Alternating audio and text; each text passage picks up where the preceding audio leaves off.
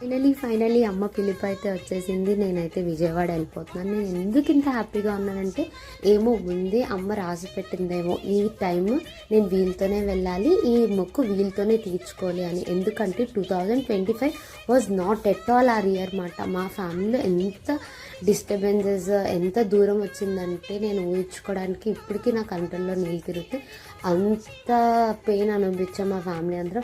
But అమ్మ అనుగ్రహం వల్ల, మా ఫ్యామిలీకి ఉన్న సపోర్ట్ స్ట్రెంగ్త్ వల్ల మేము అందరం మళ్ళీ ఒకటయ్యాం. And 2026 was good start. ఎందుకంటే అమ్మ దగ్గరికి మేము అందరం కలిసి వెళ్ళాం. ముందే అమ్మ అనుకుందేమో వీళ్ళతోనే రావాలి. ఒకవేళ ఇది లాస్ట్ ఇయర్ అయినా సరే ఈ మూమెంట్ నా లైఫ్లో ఎప్పటికీ గుర్తుండిపోద్ది. ఎందుకంటే అంత హ్యాపీగా ఫీల్ అయ్యాను. అండ్ గుండు ఇచ్చేసే ముందు లాస్ట్గా కొన్ని ఫొటోస్ అండ్ వీడియోస్ తీసుకున్నాను నా చిన్న తల్లితో. ఎందుకంటే ఆ హెయిర్ ఆ టైం మళ్ళీ తిరిగి రాదు కాబట్టి. సో నెక్స్ట్ విజయవాడలో ఏం చేశాను కమింగ్ వీడియోస్ చెప్తాను. బాయ్.